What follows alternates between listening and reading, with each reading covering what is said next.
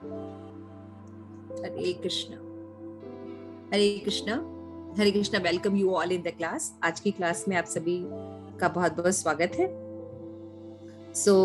हम श्री प्रभुपाद की small book कर रहे हैं, ज्ञान की तलवार। It is a wonderful book, जैसे कि हमने देखा और काफी हम लोग ने कर चुके हैं। अभी हमारा जो चल रहा है लेसन है वह पत्रम पुष्पम फलम और जल अर्पित करना है ना। तो भगवान किस तरह से बहुत सिंपली प्लीज्ड हो जाता है।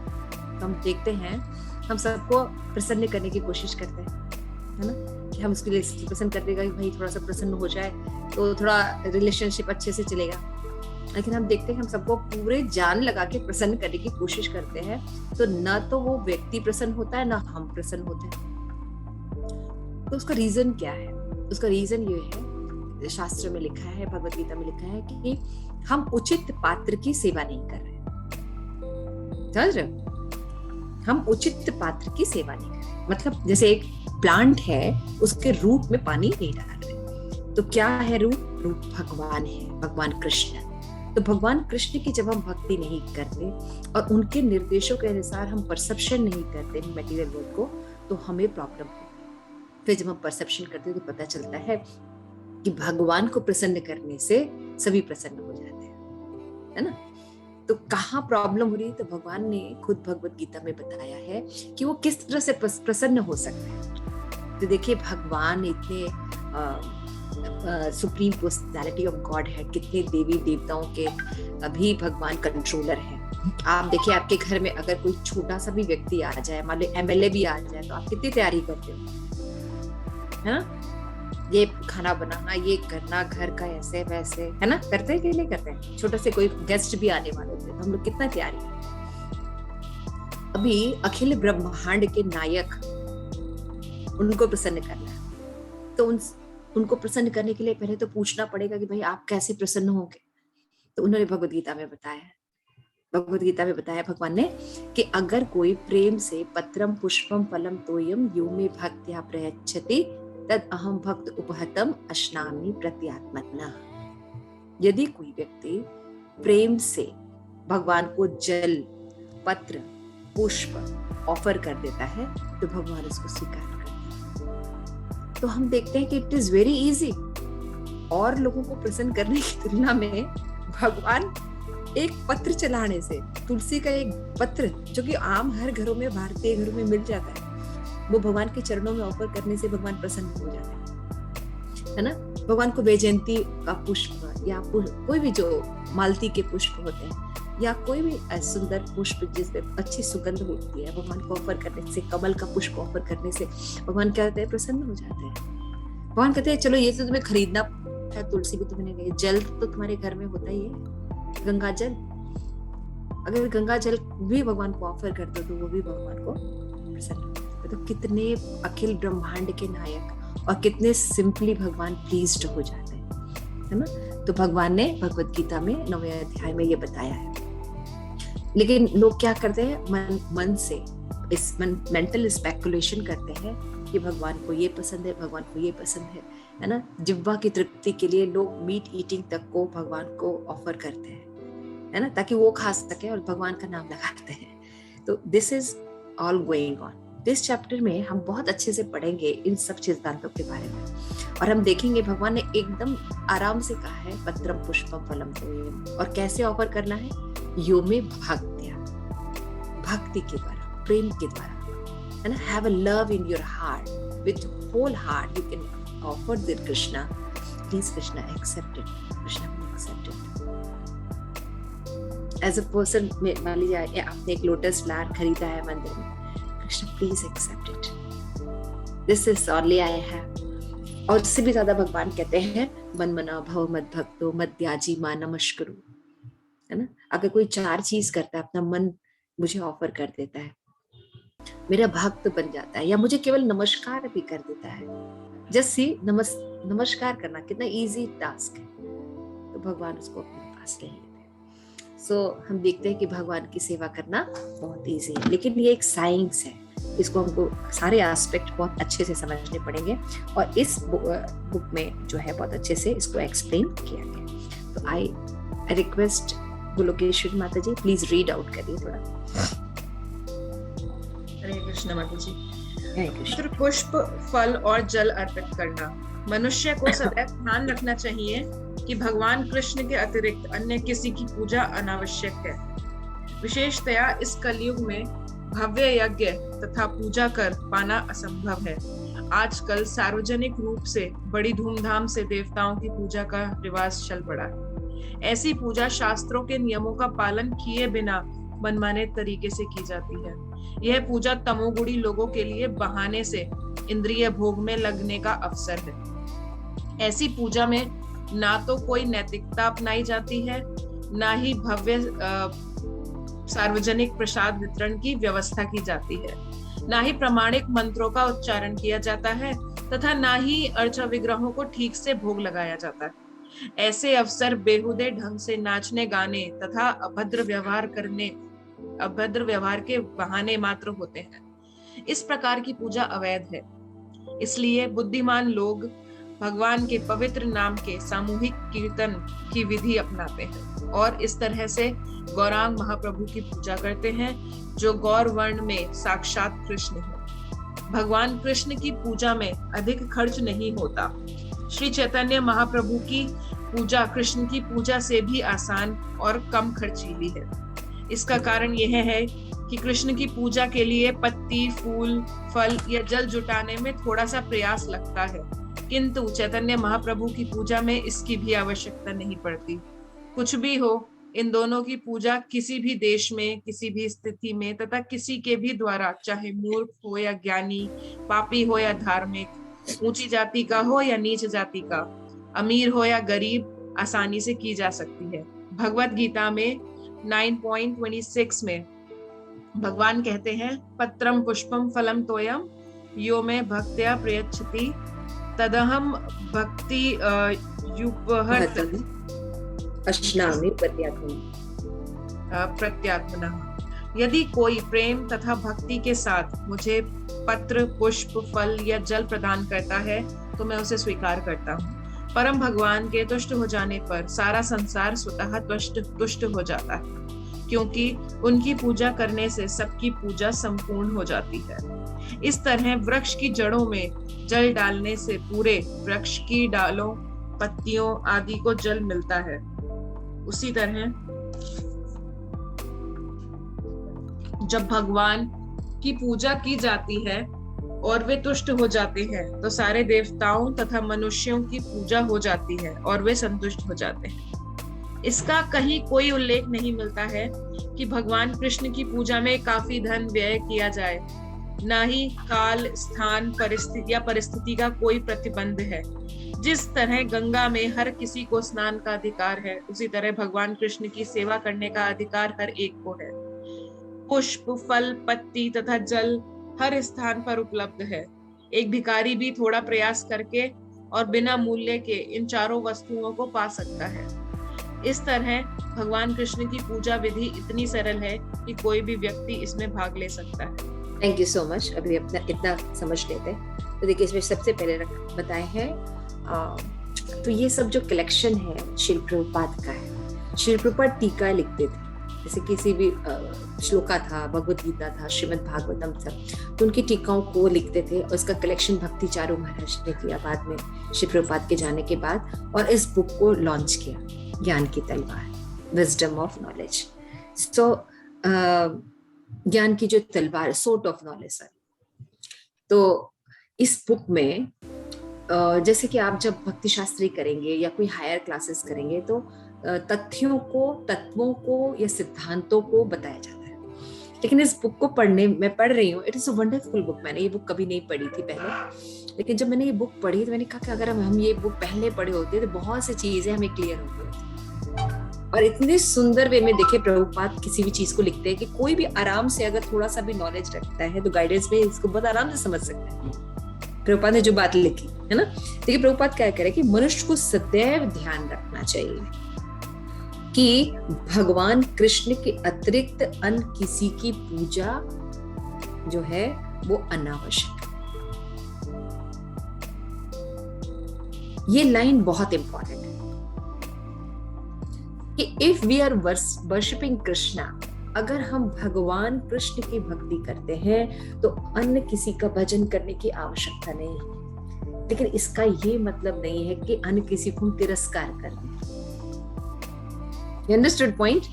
प्रभुपाद ये नहीं करे कि हमें हर किसी को का तिरस्कार करके भगवान की सेवा करें, ऐसा नहीं कर रहे भगवान। लेकिन वो ये कह रहे हैं कि यदि हम राजा या मेन व्यक्ति को सर्व कर रहे हैं, छोटे छोटे मिनिस्टर को सर्व नहीं भी कर पाए तो उससे कोई फर्क नहीं पड़ेगा, लेकिन इसका ये मतलब नहीं कि उन मिनिस्टर की हम रिस्पेक्ट नहीं करें। ये बहुत इंपॉर्टेंट पॉइंट है समझने के। तो सिद्धांत समझ में आया? हम जब सेकेंड नाम अपराध बोलते हैं, 10 नाम अपराध होते हैं, है ना? तो जब हम सेकेंड नाम अपराध बोलते हैं तो हम बोलते हैं भगवान नाम को देवी देवताओं के नाम के समान भी नहीं समझना और उनसे स्वतंत्र भी नहीं समझना है। दोनों एस्पेक्ट हमें पता होना चाहिए, है ना? जनरली ये तो पता होता है कि हाँ, देवी देवताओं को भगवान के नाम के समान नहीं समझना चाहिए, इसका बहुत लोग पालन करते हैं। लेकिन स्वतंत्र नहीं होना, भगवान से देवताओं का नाम स्वतंत्र भी नहीं है, ये भी ध्यान रखना चाहिए। तो इसका ये मतलब है कि हमें उनका रिस्पेक्ट करना है, लेकिन उनके अगर हम मान लीजिए उनको एज ए अथॉरिटी हम नहीं डील कर पाते, जैसे गणेश हैं, लक्ष्मी है, पार्वती है, शिव जी हैं, सूर्य है, चंद्रमा है, ये सब जो देवताएं हैं, इनकी अलग अलग उपासना हम नहीं भी कर पाते, लेकिन हम ठाकुर जी की अगर उपासना करते हैं तो इनकी उपासना हो जाती है, ये मतलब है, ठीक है ना? लेकिन शिल प्रभुपाद जो ये बात फर्स्ट पैराग्राफ में बता रहे हैं, आज आप इसको बिल्कुल देख पा रहे हैं कि जो लोग भक्ति के नाम पर देवी देवताओं की पूजा करते हैं और उनको हायर नॉलेज नहीं रहता, तो तमोगुणी में या रजोगुणी में वो सेवा करते हैं, भक्ति करते हैं, है ना? तो उनकी भक्ति कैसे होती है? अभद्र होते हैं, न तो देवताओं को प्लीज करते हैं और न ही समाज को कोई प्लीज करते हैं। आज आप देखते हैं, है ना, अपने अपनी सोसाइटीज में हम लोग रह रहे हैं, इतने बड़े बड़े नोएडा शहर में हम लोग रह रहे हैं, आप देखते हैं जैसे कि अब देखिए अभी अभी दिवाली गई, है ना? दिवाली मेला लगता है, दिवाली मेला में आपने कहीं देखा है कि रामचंद्र की कोई भक्ति हो रही है? बल्कि क्या लगते हैं, पूरा पूरा जैसे मेला लगता है वैसे मेला लगा देते हैं सोसाइटीज में, ये गेम, ये स्टॉल, ये खाने का, ये है, और अभी तो मीट ईटिंग वगैरह, एवरीथिंग एवरीथिंग इज देयर। तो ये जो सभ्यता हम जो सीख रहे हैं, ये सभ्यता क्या हमें अपने सनातन धर्म से जोड़ रही है?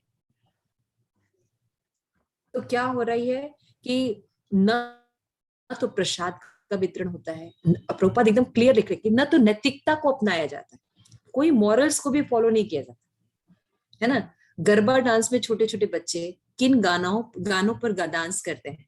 बेहुदे गानों पे, जो वेश्याएं पहले भी गाती थी करती थी, वो गानों पर हमारे आज कल्चर्ड फैमिली गृहस्थ, सो कॉल्ड गृहस्थ तो नहीं कहेंगे, गृह मेधी ही कहेंगे, पर सो कॉल्ड जो परिवार में रह रहे हैं, फैमिलीज में रह रहे हैं, वो अपने मदर फादर उनके बैठ के ताली बजा रहे होते हैं। मेरे सोसाइटी में प्रोग्राम हो रहा था, आई थिंक पता नहीं कौन सा गाना था, बीड़ी जलेले जिगर से पिया, और ये गाना वो बच्चा, लड़की, छोटी सी लड़की है, 6th-7th में पढ़ती है, वो परफॉर्म करती है, और फिर उसको जो माइक दिया जाता है, कहते हैं my father had choreograph this for me and I am very proud of my father, thank you father.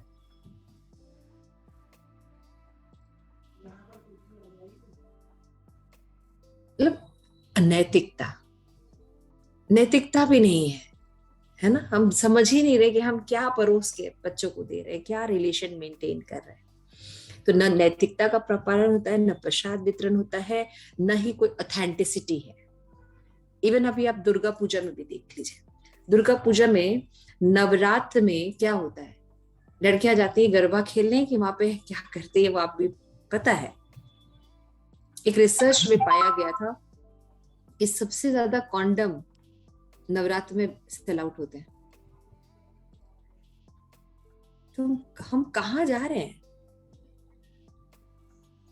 तो इन भक्ति के नाम पर, इन सो कॉल्ड जो हम गैदरिंग कर रहे हैं, उसमें न तो हम देवी देवताओं का ध्यान रख रहे हैं कि नवरात्र में गरबा कैसे करते हैं, उनका पूरा ऑथेंटिक वे तो बिल्कुल ही खत्म हो गया, इसको मौज मस्ती का अड्डा बना लिया है।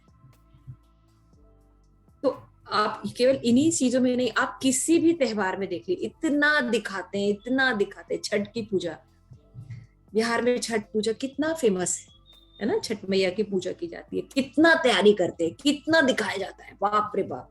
3 दिन लगातार व्रत रखते हैं, निराचल रहते हैं, पूजा करते हैं, ये करते हैं, वो करते हैं, चौथे दिन मीट बना के खाते हैं।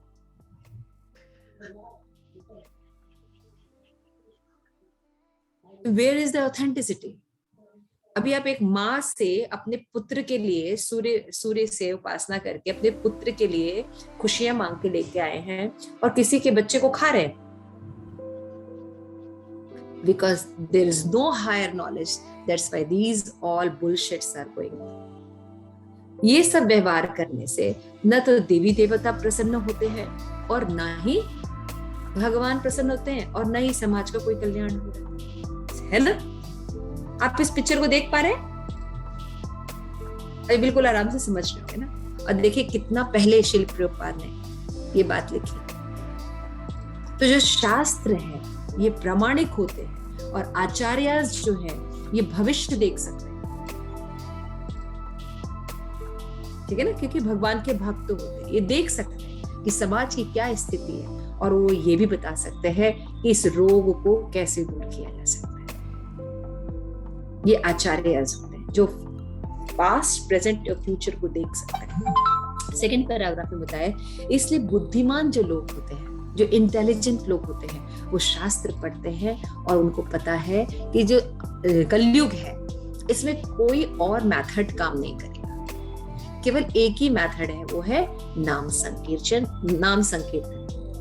हरे कृष्णा कृष्ण कृष्ण हरे हरे, हरे राम राम राम हरे हरे। आप देखिए हर इस्कॉन टेम्पल में कीर्तन ऑर्गेनाइज किया जाता है, कितने ब्यूटीफुली लोग बैठते हैं, सुनते हैं, है ना, कीर्तन करते हैं। यंगेस्टर ऑल ओवर वर्ल्ड के लोग कीर्तन करते हैं, है ना, भगवान की प्रसन्नता के लिए। मायापुर में फेस्टिवल किया जाता है ना, वृंदावन में फेस्टिवल्स ऑर्गेनाइज किए जाते हैं, है ना, कीर्तन मेला रखा जाता है। और ये बहुत खर्चीला भी नहीं है। और भगवान को, जैसे बताया, मैंने पहले ही बताया कि भगवान को प्रसन्न करने के लिए, है ना, बिना पैसे के हम एक तुलसी और जल और ले सकते हैं, है ना। तो भगवान के भक्ति करना बहुत इजी है और बिना किसी मूल्य के हम पूजा कर सकते हैं, ठीक है। Yamuna, you can read next.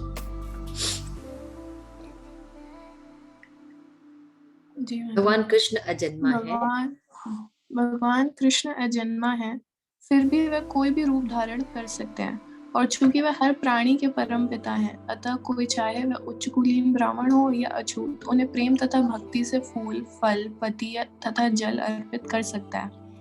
तब समस्त कारणों के कारण भगवान कृष्ण इस भेंट को स्वीकार कर लेंगे। ऐसे आध्यात्मिक कर्म से पूजा करने वाला उनके नित्य धाम में प्रवेश करने का पात्र बनता है। भला उस व्यक्ति से अधिक मूर्ख कौन होगा जो इस सरल तथा सुखद विधि को छोड़कर भौतिक जगत के जाल में फंसकर भौतिक सुविधाओं के लिए प्रयत्न करते हुए देवताओं की शरण ग्रहण करे।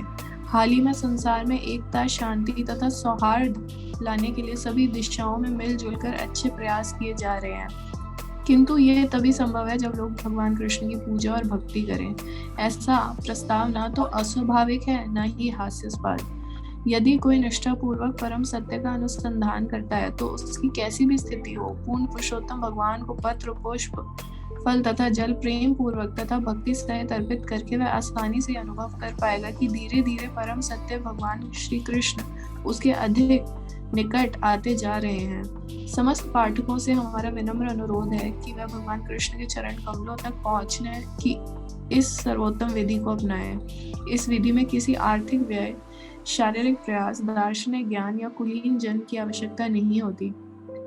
देव पूजक तथा कृष्ण भक्त में अनेक अंतर हैं। लोग देवताओं के पास क्षणिक भौतिक इच्छाओं के वशीभूत होकर जाते हैं, किंतु भक्तों का लक्ष्य भगवान के साथ अपना नित्य प्रेम पूर्ण संबंध पुनर्स्थापित करना होता है। इसके लिए भक्तगण उनकी पूजा करते हैं, उपहार या जो कुछ भी उन्हें मिल सके प्रेम तथा भक्ति से अर्पित करते हैं और भगवान उन्हें आनंद पूर्वक स्वीकार करते हैं। ऐसे भक्तिमय उपहार किसी भौतिक लाभ की इच्छा से मुक्त होते हैं।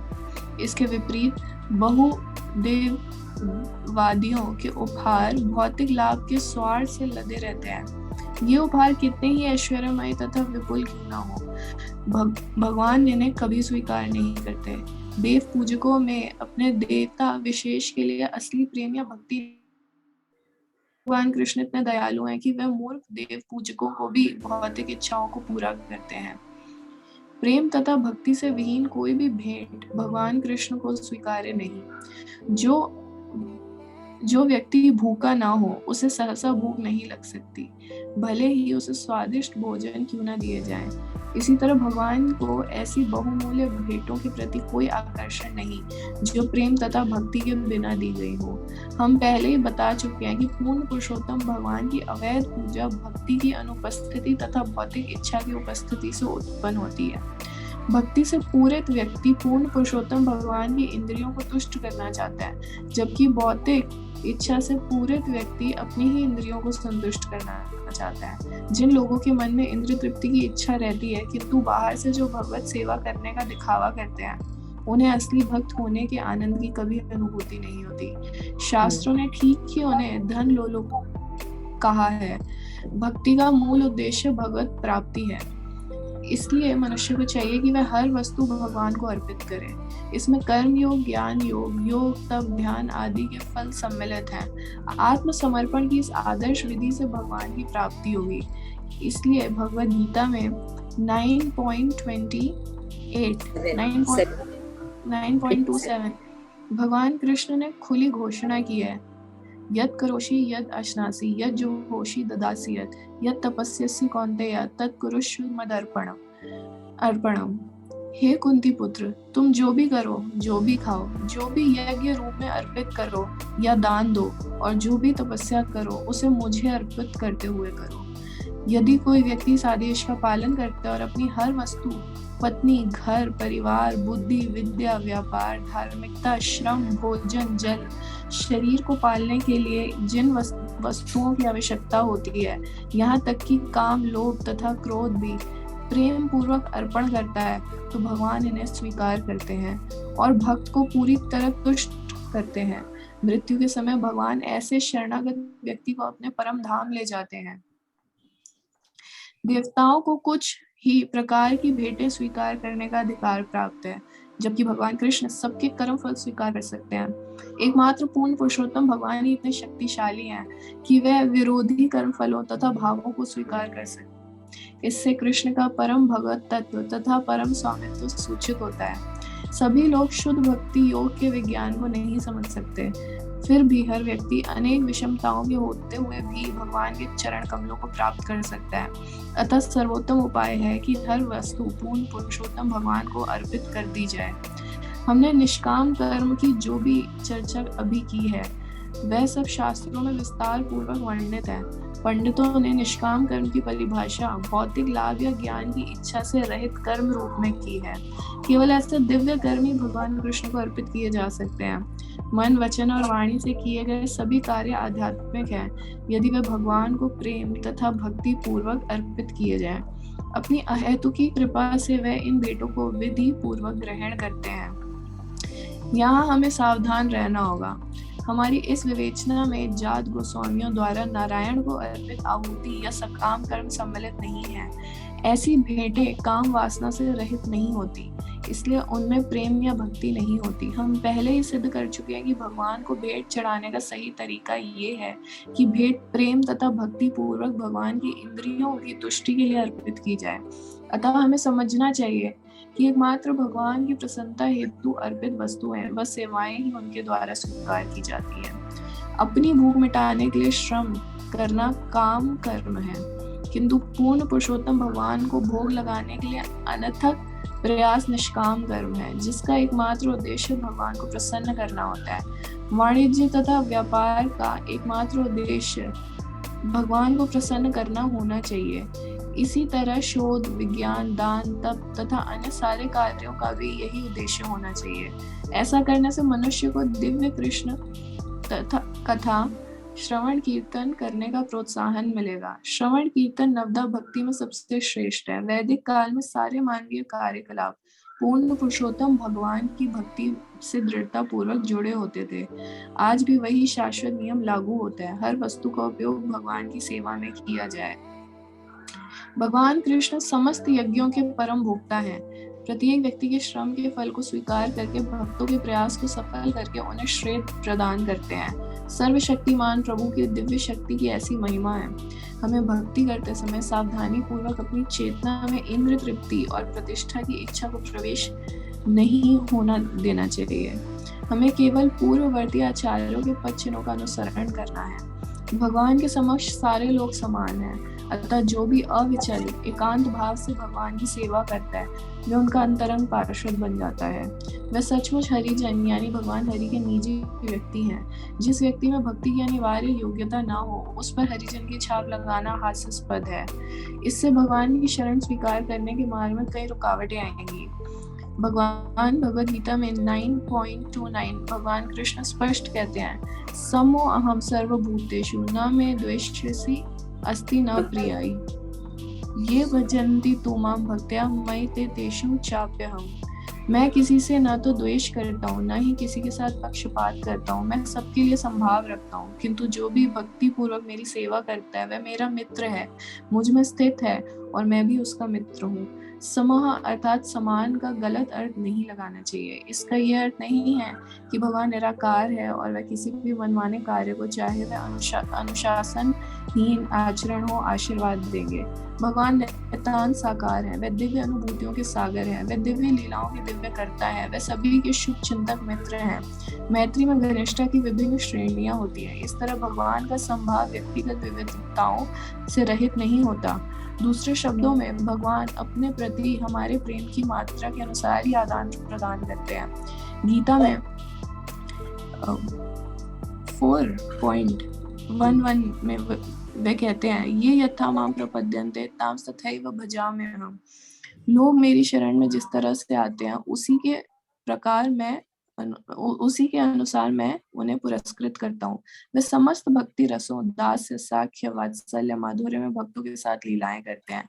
इसी तरह जो लोग उन्हें मृत्यु के अधीन साधारण व्यक्ति मानकर तिरस्कृत करते हैं भगवान उनकी अवहेलना करते हैं। इसके विपरीत जो उन्हें पूर्ण पुरुषोत्तम भगवान मानते हैं और पूर्ववर्ती आचार्यों के पद चिन्हों पर चलते हुए उनकी सेवा करते हैं उन्हें भगवान सदैव अपनी शरण देकर उनकी रक्षा करते हैं। थैंक यू सो मच, बहुत अच्छे से आपने रीडिंग की। देखिए भगवान के यहाँ पे कुछ और बारे में बताया गया है ना। तो जैसे यहाँ पे बताया गया, पहले तो क्या बताया कि भगवान को कैसे प्रसन्न किया जाता है। It is a simple method है ना, पत्रम पुष्पम फलम जलम ऑफर कर दिए, लेकिन शर्त है वो भक्ति के साथ ऑफर कर सकते हैं। तो इससे हम देखते हैं कि अगर हम सरल विधि को यूज करते हैं तो यानी हर किसी के लिए अप्रोचेबल हो जाएगा, है ना, कि कोई सामान्य से सामान्य व्यक्ति भी भगवान की भक्ति कर सकता है। तो देखिए भगवान हर किसी के लिए कितना अनुकूल रूप से सुलभ है कृष्ण। लेकिन देवी देवताओं की पूजा या बाकी लोगों की पूजा इतनी सरल नहीं होती है, उनके मेथड्स होते हैं, है ना, जो कि बहुत कठिन होते हैं, व्रत रखना ये वो कितना है। लेकिन भगवान की भक्ति करने के लिए कुछ नहीं होता है। तो यहाँ पे बताया गया है कि यहाँ तक कि भगवान यहाँ पे बोलते हैं कि भक्ति में पूरित व्यक्ति पूर्ण पुरुषोत्तम भगवान की तुष्टि के लिए कार्य करता है। एक होती है अहेतु की भक्ति या निष्काम भक्ति और एक होती है सकाम भक्ति। भक्त निष्काम भक्ति करते हैं, वो ये देखते हैं कि मेरी इंद्रियां सेटिस्फाइड है या नहीं, लेकिन भगवान को ये चीजें पसंद है इसलिए वो उसको करते हैं, इसको ही भक्ति करते हैं। इसको कहते हैं यत् करोषि यत् नाशि। वो जो भी करते हैं पत्रम फुत्पम, पहले देखो भगवान देख धीरे धीरे पकड़ते हैं पहले कहते हैं पत्रम पुष्पम फलम, just offer me one leaf और तुलसी, है ना, थोड़ा सा गंगा जल चढ़ा दीजिए। तो अब बताइए एक तुलसी दल चढ़ा के किसने भगवान को प्रियता हासिल की? स्टोरी याद कीजिए भागवतम भगवद गीता से। सबका कंप्यूटर चलने लगता है। माता जी प्रश्न क्या है? तुलसी और गंगा जल से अरे किस? तुलसी, तुलसी जैसे किसी ने तुलसी ऑफर की और भगवान प्रसन्न हो गए कि सत्यभामा ने, सत्यभामा जब भगवान को तोल रही थी तो रुक्मणी ने तुलसी रखा था तोलते समय, तो भगवान जो है बराबर हो गए थे, है ना। ऐसे बहुत सी कथाएं, तुलसी बहुत से लोगों ने ऑफर किया है ना। अम्बरीश महाराज तुलसी को सूंघते थे। सनातन कुमार भगवान के चरणों में अर्पित तुलसी की गंध को सूंघ कर निर्विशेषवादी से भक्त बन गए। पत्रम, है ना। भगवान को पुष्प किसने चढ़ाया था? गजेंद्र। अपना सूंड उठा के, उसके पास कुछ था नहीं, तो जो नदी में कमल का फूल बह रहा था उसको ही सूंड उठा के भगवान को ऑफर कर दिया था कि अब आप भी मेरी रक्षा कीजिए नाथ, मेरे पास और कोई साधन नहीं, है ना। फल से किसे तुष्ट किया था? गौरी गोलोकेश्वरी, बहुत फेमस कथा है। फल ले लो, फल। शबरी नहीं, सबरी ने फल, यस, सबरी ने भी भगवान को फल किया था। और कृष्ण लीला में भी, है ना, कृष्ण लीला में फल बेचने वाली जो थी वो भगवान को फल बेचने आई थी, है ना। तो उस समय क्या होता था, एक चीज के बदले में दूसरी चीज देकर उसको एक्सचेंज कर लेते थे। चावल का एक दाना बचा था सिर्फ, अनाज के दाने को के एक्सचेंज में वो फल बेच रहे। लेकिन कृष्ण इतने सुंदर थे कि उन्होंने जो जो फल मांगे उनको ऐसे ही उसने दे दिया। लेकिन कृष्ण कह रहे रुको रुको, मैं तुम्हें देता हूँ। तो वो अपने हाथ में से अंदर जाते हैं और उसके पास, हाँ, उसके पास कुछ नहीं था खाने को, तो फल बेचने के लिए गई थी, कुछ थोड़ा सा अनाज वगैरह लेके आऊंगी तो बच्चों को कुछ बना के खिलाऊंगी। छोटे छोटे ठाकुर जी के हाथ, अब वो हाथों में थोड़ा सा अनाज उठाते हैं तो उठा के चलते हैं और फिर बीच से फिसल के भी सब चीज गिर जाती है। जब तक वो उसके पास पहुंचते हैं तो 2 दाने या 3 दाने के अलावा कुछ नहीं होता है, लेकिन वो लेके संतुष्ट हो जाती है भगवान को देख के कि कान्हा तूने इतना भी दे दिया लल्ला, मेरे लिए बहुत है, ले ये पूरे जो इसके फल है ना ये सारे तेरे। और वो बस भगवान का सुंदर मुख देख के वापस आ रही थी, और जब उसने देखा ये बास्केट जो है उसका वो बहुत भारी हो गया, तो क्या देखती है, पूरे रत्नों से भरा हुआ है। ये है कृष्ण, है ना। किसी के कितना कितना मतलब मधुर सब, मुझे बहुत पसंद आता है ये जो कथा है, बहुत सुंदर कथा है, बहुत टचिंग कथा है। भगवान कितने इजीली प्रसन्न हो जाते हैं और हम भगवान को छोड़कर सबको प्लीज करने में लगे रहते हैं। और कहा जा रहा है कि जब हम जड़ में पानी डालते हैं तो बाकी लोग भी प्लीज हो जाते हैं। इसका क्या मतलब है कि हम लोगों को समदृष्टि से देखें, हम लोगों को शरीर दृष्टि से अपना या पराया देखते हैं ना। ये मेरी माँ है, ये मेरी फ्रेंड है, ये मेरे शत्रु है, लेकिन हमें कैसे परसेप्शन करना चाहिए, ये भगवान का अंश है। ठीक है हमारे ऑपोजिट है, हम हमारे से उसका नेचर नहीं मिल रहा है, लेकिन है ये भगवान का अंश। तो अभी जब हम भगवान से प्रेम कर रहे हैं तो उससे वैसी नफरत नहीं करेंगे जैसे कि नॉर्मली लोग करते हैं, राइट। अगर हमारे साथ खराब भी कहते फिर हम उसको क्या कहते हैं, कोई बात नहीं, क्षमा कर देते हैं उसको, है ना। इजिली हम क्षमा कर पाते। वैष्णव इसीलिए फॉरगिविंग बहुत होते हैं। क्यों गोलोकेश्वरी, लगता है ऐसा आपको? जी माता जी, मतलब पहले मुझे थोड़ा सा डिफिकल्ट होता था, मतलब जब तक मैं कोई भी सेवा नहीं करती थी या कुछ भी, तो मुझे बहुत डिफिकल्टी हायर होती नॉलेज थी। नहीं था, हमें हायर नॉलेज नहीं था, बट समदृष्टि कैसे करनी चाहिए ये पता नहीं था ना, सब नॉलेज नहीं था। जैसे अभी आप बाके बिहारी, दादा बाके बिहारी की सेवा कर रही है ना, तो धीरे धीरे भगवान से थोड़ा सा तो अफेक्शन डेवलप हुआ होगा ना। तो मान लीजिए कोई अगर गलत भी करता है या कुछ भी है तो ठीक है, एक डिस्टेंस मेंटेन करते हैं हम, एक थोड़ा सा वो रखते हैं हमें ज्यादा हर्ट न करे वो व्यक्ति, लेकिन ऐसा मन में कोई ग्लानि नहीं रह जाती, उसको क्षमा कर देते। चलो मैंने भी कुछ उसके साथ पिछले जन्म में किया होगा कि ये रिएक्शन मुझे देखने को मिला, ये सम आउट एनीवे, ये भगवान की अनुकंपा है, मुझे कुछ सिखाना चाह रहे हैं, है ना। तो इस वे में वो थोड़े दिन बाद सोचे, थोड़ी देर बाद सोचे, सोचता जरूर है वैष्णवा, क्योंकि वो सिद्धांत पड़ा हुआ है, तत्ते अनुकंपान सुसमीक्षमाण भुंजान ए आत्मकृतम विपका। आत्मकृतम विपकाम है ये, तो हमारे साथ जो भी होता है हमारा ही किया वो हमें वापस आता है। सो भक्त ये सब जानते हैं। अच्छा, पत्रम पुष्पम फलम, जल किसने अर्पित किया भगवान को?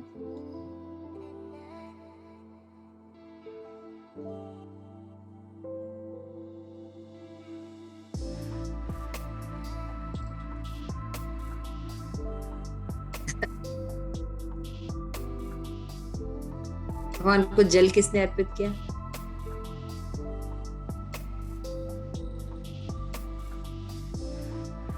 याद करो कोई कथा।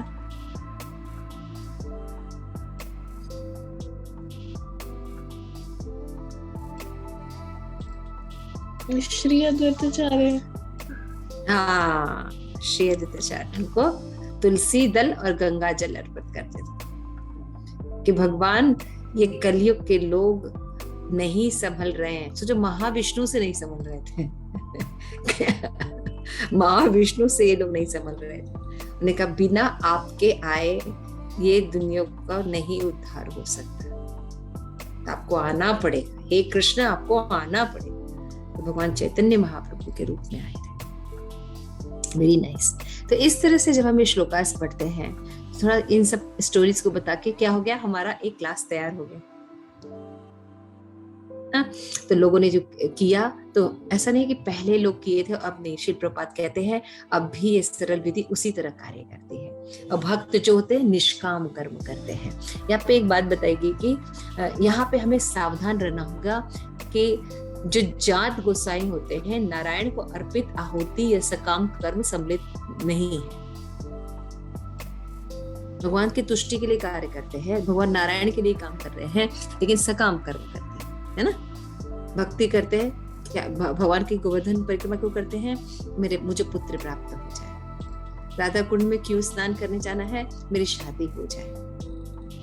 समझ रहे हो? तो जब हम इस तरह की बात करते हैं तो जात गोसाई वाली जो बात होती है, ये मतलब ब्राह्मण का पुत्र ही ब्राह्मण होगा नहीं, उसके अंदर क्वालिटी होनी चाहिए।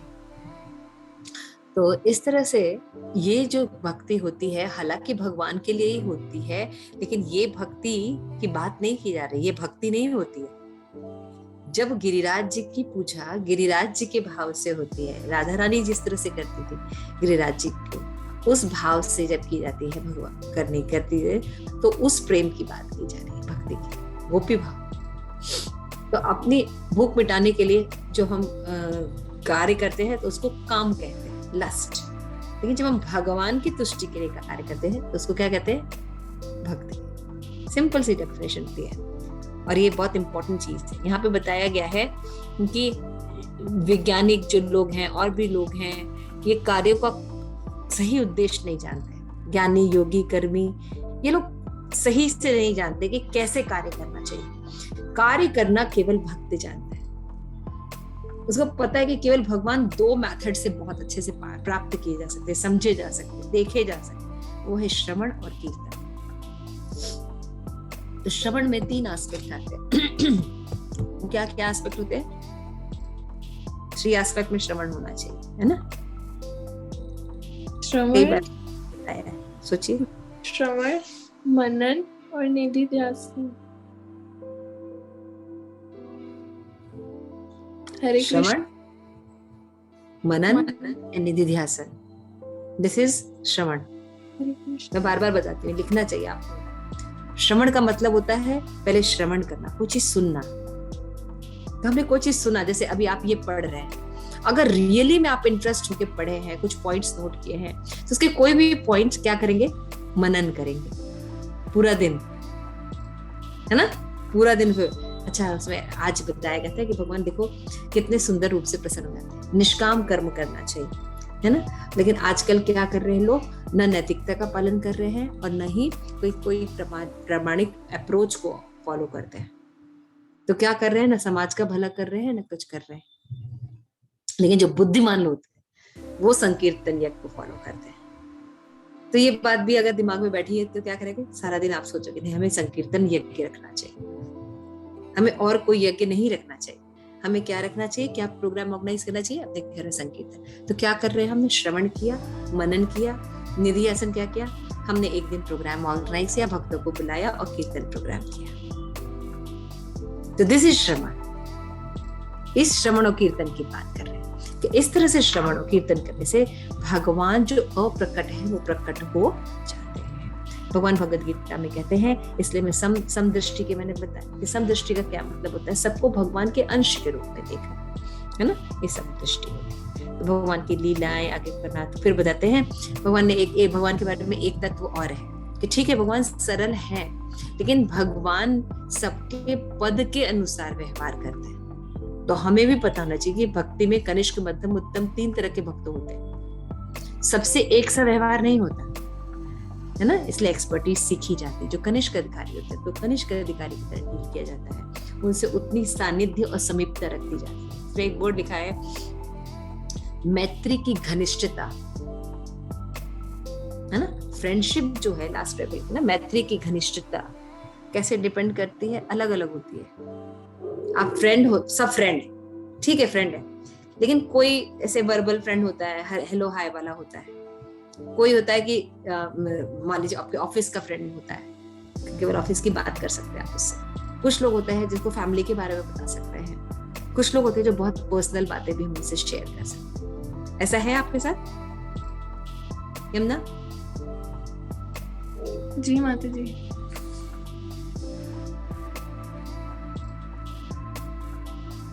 Voice is not coming. हाँ, ठीक है ना? क्यों गोलोकेश्वरी? जी माता जी। तो जनरली जब हम सोचते हैं कि हमको सबको भगवान के अंश के रूप में देखना चाहिए, तो हम क्या करते हैं, हमको ये नहीं पता होता कि मान लीजिए कोई व्यक्ति हमारे साथ मिसबिहेव कर रहा है या अत्याचार कर रहा है, तो क्या करें? ये नॉलेज नहीं होता ना भक्ति में। लेकिन देखिए शास्त्र श्रीमद् भागवतम हमें भगवान को पढ़ने से, भगवान क्या करते हैं, जो जैसे भाव में रहता है वैसे डीलिंग करते हैं। तो भक्त भी इस तरह के अनुसार डीलिंग करते हैं। उपदेशामृत में बोला है कनिष्क के साथ कनिष्क की डीलिंग होनी चाहिए, कनिष्क के साथ उत्तम की डीलिंग नहीं होनी चाहिए। उत्तम की डीलिंग में क्या होता है, उत्तम अधिकारी जो होते हैं, जो थोड़े भक्ति में स्ट्रॉन्ग होते हैं, उनसे हम गुह्यम आख्याति पृच्छति कर सकते हैं, पूछ सकते हैं मेरी ये प्रॉब्लम है, इसका क्या सोल्यूशन है। लेकिन कनिष्क अधिकारी से आप गुह्यम आख्याति पृच्छति नहीं कर सकते, क्योंकि उसको हायर नॉलेज नहीं है। समझ रहे हैं आप? कॉन्फिडेंशियल बातें आप उससे शेयर नहीं कर सकते। तो ये सब स्तर जो है, जब हम पढ़ते हैं जैसे जैसे शास्त्र, वैसे से हमें पता चलता है। तो रिस्पेक्ट सबकी करनी है। जैसे एक प्रश्न मुझसे पूछा गया था, मान लीजिए कोई व्यक्ति, मान लीजिए कोई रेपिस्ट है, तो स्त्री जो है जिसके साथ घटना घटी है, वो उसको कैसे उसको क्षमा करेगी? सब समदृष्टि है, चलो कुछ नहीं, उसने गलत कार्य किया है, उस पर पुलिस केस करना है या क्या करना है, उसको पूरा देखना है, उसे डिस्टेंस मेंटेन रखना है। लेकिन जब वो कोई घटना घटती है तो मन में कैरी ओवर इफेक्ट चलता रहता है, मनन। वो घटना बीत जाती है, हम उसको दंड भी दे चुके होते हैं, लेकिन हम उसको कैरी ओवर कैसे करें, उसको आगे लेके कैसे चलें? तो यहाँ पे भक्ति में बताया गया है कि आप ये सोचिए कि वो व्यक्ति भी भगवान का अंश है, और अभी जो घटना आपके साथ हुई है आपके भाग्य का लिखा हुआ, क्योंकि आपने भी यही कार्य किसी के साथ किया था। आत्मकृतम विपकाम। और भगवान का जो मैनेजमेंट होता है उसमें घूस खिलाकर या भूल से कोई किसी के साथ कर्मा नहीं जाता। भगवान इज वेरी एक्सपर्ट। बोलते ना भगवान की इच्छा के बिना एक पत्ता भी नहीं हिलता, है ना। तो हमारे पास जो आ रहा है ये हमारे ही कर्म है, या किसी उद्देश्य से भगवान हमारे लिए दे रहे हैं। तो क्या होता है, जब हम भगवत भक्ति शुरू करते हैं तो एक बात समझनी चाहिए कि हमारे जितने भी पाप होते हैं या जितने भी अपराध होते हैं, भगवान उसको खत्म कर देते हैं। सर्वधर्मान् परित्यज्य मामेकं शरणं व्रज, अहम त्वाम सर्व पापेभ्यो। सर्व पाप को भगवान बोल रहे हैं। ना, सभी पापों को मैं तुम मोक्षयिष्यामि, और तुम्हें मुक्ति प्रदान करूंगा, मां शुचः, डरो मत। तो भगवान हमारे समस्त पापों को हटा तो देते हैं, लेकिन अब भक्तों के जीवन में जब मान लीजिए कोई कष्ट आता है, तो ये कष्ट उसकी प्यूरिफिकेशन के लिए होता है। अब समझ रहे हैं, भगवान एक बिगर पिक्चर हवाले रखे हैं, उस राह तक पहुंचाने के लिए वो प्यूरिफिकेशन के माध्यम से कार्य करता है। जैसे शिल प्रभुपाद का एक एग्जाम्पल है। शिल प्रभुपाद के जीवन में शिल प्रभुपाद ने जब शादी करने का निर्णय किया तो उनको कोई और लड़की पसंद थी, लेकिन उनके जो पिताजी थे उन्होंने एक राधा नाम की जो माता जी थी उनसे उनका विवाह तय कर, वो उनको बिल्कुल पसंद नहीं थी प्रभुपाद को। प्रभुपाद घर छोड़ के चले गए उस स्त्री से विवाह करने के लिए। तो उनके पिताजी ने उनको समझाया कि तुम्हारे जो क्या कहते हैं जन्म पत्र है उसमें लिखा है कि तुम संन्यास ग्रहण करोगे, कई मंदिरों का निर्माण करोगे, सनातन धर्म को अनेक ऊंचाइयों तक लेके जाओगे, तो आगे चल के तुम्हें संन्यास लेना है, तुम्हें भगवान की भक्ति करनी है। यदि तुम्हारी प्रिय पत्नी होगी तो तुम्हें इसे छोड़ने में बहुत दिक्कत होगी, तुम भक्ति नहीं कर पाओ। लेकिन अगर वो तुम्हारी प्रिय नहीं रहेगी, कर्तव्य बोध से तुम्हारी पत्नी रहेगी, तो तुम उसको आराम से छोड़ सकते हो। तो शास्त्र में लिखा है यदि पुत्र लायक हो तो ठीक है, लेकिन अगर नालायक हो तो और अच्छा है। क्यों? घर को नरक बना देता है, उसको छोड़ना बहुत आसान होता है। इसलिए अगर आप ध्यान से देखिए तो जो लोग आपसे प्रेम करते हैं वो एक्चुअली में आपको बंधन में रखते हैं, लेकिन जो लोग दुख देते हैं उस सब कुछ ना कुछ सीखते जरूर है। ठीक है गोलोकेश्वरी, ठीक बोला? अगर आप देखें तो थैंक्स बोलना चाहिए हम लोगों को एक्चुअली, नहीं तो हम बहुत बुरी माया में माता जी संबंध से जो जकड़न होती है ना वो इतनी गहरी होती है कि हमारे छूटे नहीं छूटती। नहीं तो कुंती महारानी बोलती नहीं कि आप ना मेरी जो वृष्णियों में लगा हुआ है मन, कभी उधर जाता है कभी मायके की तरफ जाता है, आप इन दोनों से मेरा बंधन काट दीजिए। जबकि दोनों भगवान के वंश है, विष्णु वंश भगवान का ही है ना, और यशोदा मैया नंद बाबा का जो वंश है वो भी भगवान का ही वंश है। लेकिन कह रही मेरे दोनों में से काट के त्वयि में निवेश किया, अपने में निवेश कर दीजिए। जब कोई भारी चीज हो, प्रारब्ध हो या बहुत गहरा रिलेशन हो, बहुत गहरे चेन से बंधे हैं, तो वो चेन केवल ठाकुर जी काट सकते हैं। ये सब साइंस है। तो क्या करना चाहिए? केवल शरणागति, और शरणागति का मतलब होता है हरे कृष्णा कृष्ण कृष्ण हरे हरे, हरे राम राम राम हरे हरे की चैंटिंग को खूब अच्छे से जप करना और अपने जीवन में प्रायोरिटी देना, है ना, कीर्तन करना। तो क्या कर रहे हैं भगवान कि जो जैसा होता है उसके हिसाब से मेरी डीलिंग होती है। तो भगवान बताते हैं इसके विपरीत पूर्ण पुरुषोत्तम भगवान जो होते हैं वो पूर्ववर्ती आचार्यों के पद चिन्हों पर चलते हुए उनकी सेवा करते हैं और उनकी शरण में रहने पर भगवान उनकी रक्षा करते हैं। तो एक लोग हो गया कि जो मेंटल एस्पेक्ट कुछ भी अपने मन से भगवान की भक्ति या देवताओं की भक्ति करते हैं, लेकिन जो भक्त होते हैं वो भगवान की भक्ति अपने मन से नहीं करते। जैसे शास्त्र में लिखा है, भगवान बोल रहे हैं मुझे पत्रम पुष्पम फलम तोयम है। तो लोकनाथ महाराज बार बार बोलते हैं, भगवान ने कहीं नहीं लिखा चिकनम मटनम अर्पयामी, भगवान बोलते हैं पत्रम पुष्पम फलम तोयम, है ना। शाकाहारी व्यंजन भगवान को ऑफर करने चाहिए प्रेम से। तो अगर भगवान को अंडम चिकनम मटनम चाहिए था तो भगवान बोल देते हैं, लेकिन भगवान ने भगवद गीता में ऐसा नहीं बोला। तो सिंपल सी ये आज लेसन है, लेकिन बहुत हमने इसमें सीखा। तो आज हम लोगों ने देखा कि भगवान जो है, जो अखिल ब्रह्मांड के नायक है ना, वो कैसे प्रसन्न होते हैं। वेरी सिंपल मेथड, एक पत्रम पुष्पम फलम तोयम, ये कैसे ऑफर करना है भक्ति के द्वारा, तो भगवान प्रसन्न हो जाते हैं। फिर बताया है कि भगवान जो है ऐसा क्यों करते हैं, क्योंकि कोई भी उनको अप्रोच कर सके, कोई भी उनको अप्रोच कर सके, है ना। फिर उसके बाद हमने देखा कि भगवान की भक्ति करने का एक सिद्धांत बताया गया है कि हमें मेंटल स्पेकुलेशन के आधार पर देवी देवताओं की और उसकी भक्ति में नहीं लगना चाहिए। यदि हम कृष्ण की भक्ति में लगे हैं तो इनकी भक्ति करने की भी जरूरत नहीं है, क्योंकि सबकी पूजा हो जाती है। लेकिन इसका ये मतलब नहीं है कि हम इंसल्ट करें, हम की सब में रिस्पेक्ट करते हैं, लेकिन हम अगर जड़ में पानी डालते हैं तो बाकियों में अपने आप चला जाता है। उसी तरह कृष्ण की भक्ति करने पर सबकी भक्ति हो जाती है। आप लोगों को क्या लगता है, जैसे कि मान लीजिए आपने कृष्णा कॉन्शियसनेस को अपनाया, पढ़ रहे हैं, तो आप अभी गणेश जी को, दुर्गा जी को ज्यादा अच्छे से समझ पाते हैं? अगर आप उनकी, मान लीजिए किसी कोई उनका भक्त है, उनके पूजा में आपको बुलाया है, तो आप ज्यादा ठीक से ऑर्गेनाइज कर सकते हैं उनके भक्ति, मतलब जो ओकेजन है। गोलकेश्वरी, जैसे नवरात्र की पूजे घर में होते हैं, आप भी भक्ति करते हैं, तो अभी आप ज्यादा पता है आपको कि क्या चीज वैष्णवी जो है, माता रानी है, उनको पसंद है। यस माता जी, है ना? आपको पता है कि वो भगवान का प्रसाद खाती है, उनका प्रसाद भगवान को ऑफर नहीं होता।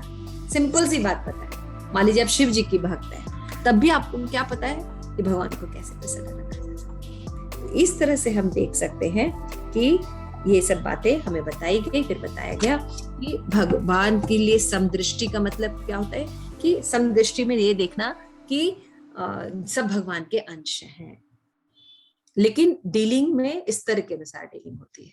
ये नॉलेज नहीं है लोगों को, लेकिन जब हम देखते हैं तो हमको ये पता होता है भक्तों को कि ये मेरे ही आत्मकृतम काम है और ये तो भगवान की बड़ी कृपा है कि थोड़े में निकाल दिया, इससे ज्यादा होने वाला था, तो थैंक्स कहते हैं। जबकि मेटेरियलिस्टिक लोग, ये सकामी लोग क्या करते हैं, भगवान को बाहर निकाल देते हैं, मंदिरों से बाहर, अपने घरों से बाहर निकाल देते हैं और भगवान पर दोषारोपण करते रहते हैं, जबकि भगवान का दोष नहीं है, हमारा दोष है। तो इस तरह से ये सब चीज हमने आज पढ़ा, तो आई थिंक आप लोगों को अच्छा लगा होगा। तो ये सब सिद्धांतों पर आप लोग ठीक से मनन कीजिए और इस बुक को आप फिर से पढ़ सकते हैं। Thank you so much. शिल प्रभात की जय। आप सभी को भक्तवृंद की जय। निताई कौल पे मनन पे हरि हरि बोल।